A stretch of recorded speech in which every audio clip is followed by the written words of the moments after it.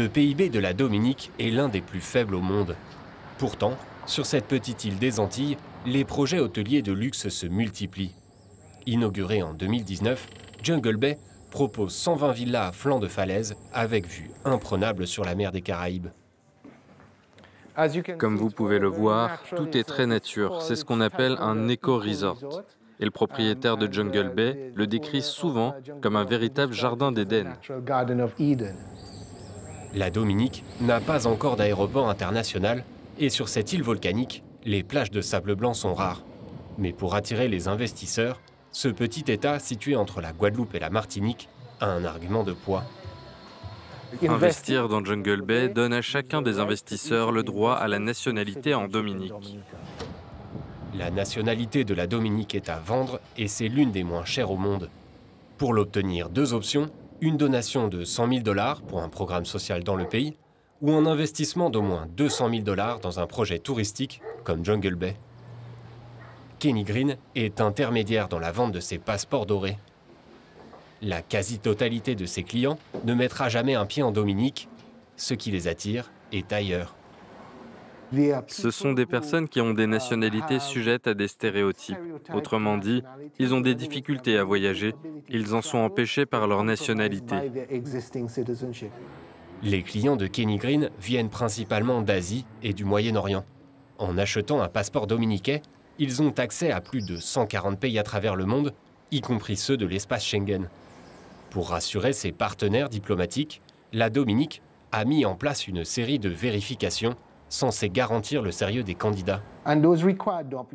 Les documents demandés vont de la fiche de renseignement jusqu'aux formulaires administratifs, en passant par un questionnaire médical et des certificats de relevé bancaire complets afin de vérifier l'origine des fonds.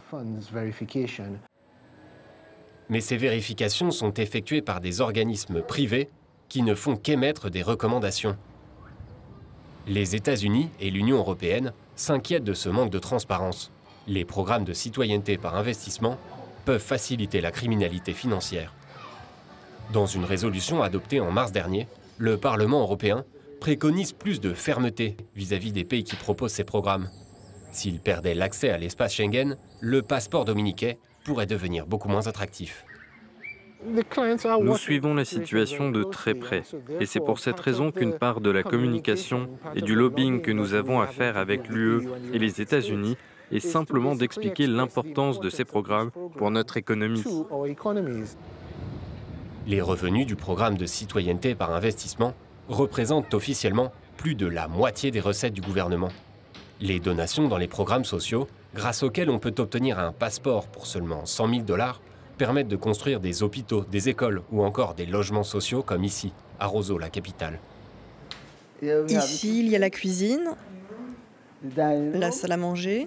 C'est génial, superbe, la technologie moderne. Corinna John s'est installée en avril dernier dans cet appartement flambant neuf. Noël en avril, c'était Noël en avril. Grâce à ce type de programme social, le parti au pouvoir bénéficie du soutien de la population. La citoyenneté de la Dominique étant une ressource illimitée, le gouvernement ne regarde pas à la dépense. Pas de loyer, on paye juste nos charges. Les fonds du volet social du programme de citoyenneté par investissement sont gérés par MMCE.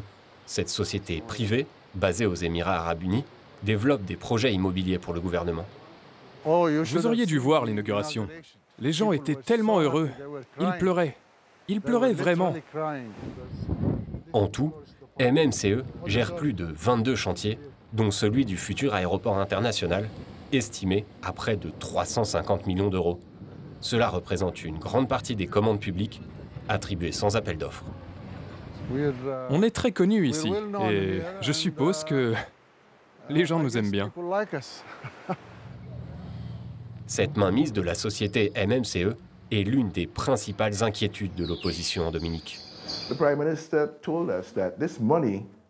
Le Premier ministre nous a dit que cet argent qu'il collectait pour construire des logements sociaux en Dominique ne passait pas par le budget de l'État, comme la loi l'exige. Cet argent est placé sur un fonds de garantie à l'étranger. Officiellement, la vente de passeports a rapporté 1,2 milliard de dollars à la Dominique entre 2017 et 2020. En se basant sur le nombre de certificats de naturalisation délivrés, l'opposition a fait ses propres calculs.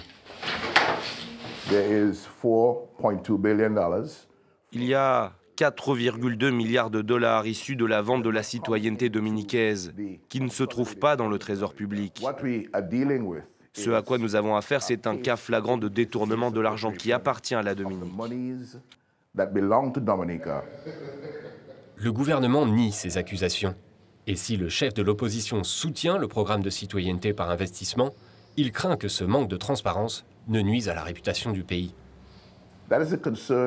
C'est un sujet d'inquiétude pour les gouvernements responsables partout dans le monde.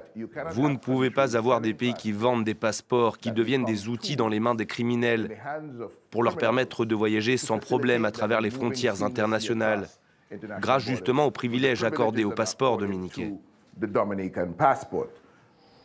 Il existe actuellement plus d'une centaine de programmes de citoyenneté ou de résidence par investissement à travers le monde, dont plusieurs d'entre eux dans les Caraïbes.